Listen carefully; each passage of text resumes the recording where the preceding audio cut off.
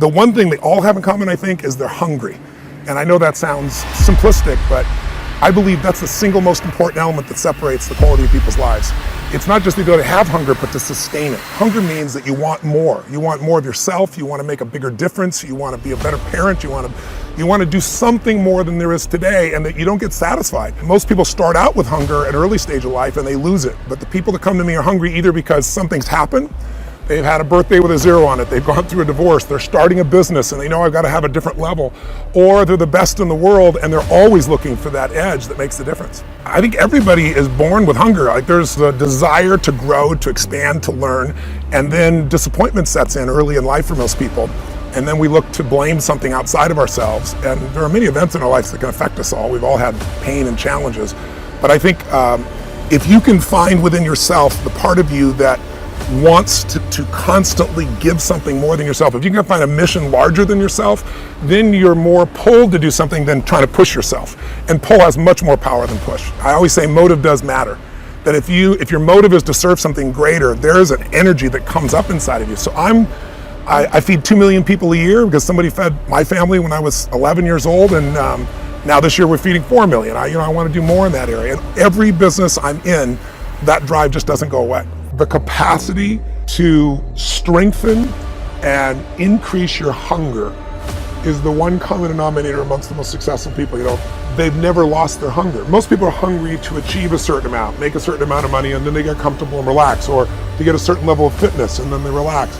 But Richard is as driven today as when he was 16 years old starting. I mean, he's like on fire, and he's 65 years old.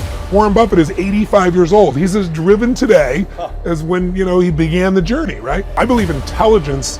I love people that are wickedly smart. Yeah. And I work to be wickedly smart by educating and training myself and so forth, and training my brain. There's a lot of intelligent people who can't fight their way out of a paper bag, right? Absolutely. Hunger is the ultimate driver, because if you're hungry, you can get the strategy, you can get the answer. If you can't model it, you can find it. So hunger, modeling would be maybe the next best skill. Knowing that success leaves clues. The best way is get around where it's better and things will hit you.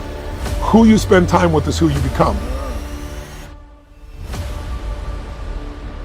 How bad do you want your goal right now? Do you want it as bad as breathing? Do you want it as bad as anything you ever wanted in your life? And if you calibrate it at the highest enough levels, what I found is the people that are the hungriest, they find a way. When you know why you want something, when it's desperation, the power of being desperate is something that most people avoid. They think desperation is a weakness. And I'm here to tell you, desperation is one of the most powerful emotions you could possibly possess, because when you're desperate, you find reserves and reservoirs of ideas, talents, and a strength that you don't know you have when you find yourself in a desperate situation.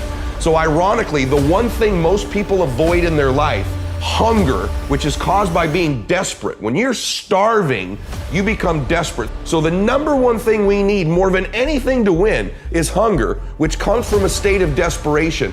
Yet we're constantly trying to comfort ourselves in the real world to avoid the state of being desperate.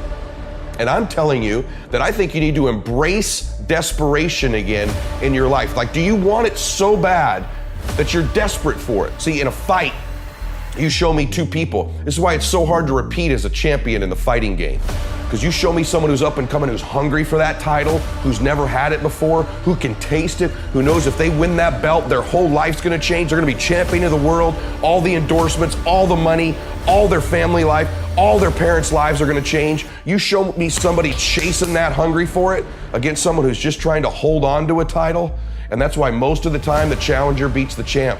It's hard to repeat as a champion because the hunger goes down just a little bit. The greatest athletes, the Kobes, the Bradys, the Jordans of sports, have a way of feeding their hunger all the time and increasing it. What separates them isn't just their work ethic, isn't just their talent, although those things matter, isn't just they practice more. What separates them is they're just hungrier. They somehow find a way as they climb up the ranks and win championship to get even hungrier for more, where 99% of the athletes lose just a little bit of their edge once they get that first championship, that first pro contract, that first big amount of money, that first world championship. They just lose their hunger a little bit. And then there's the elite. They get hungrier. It feeds the beast.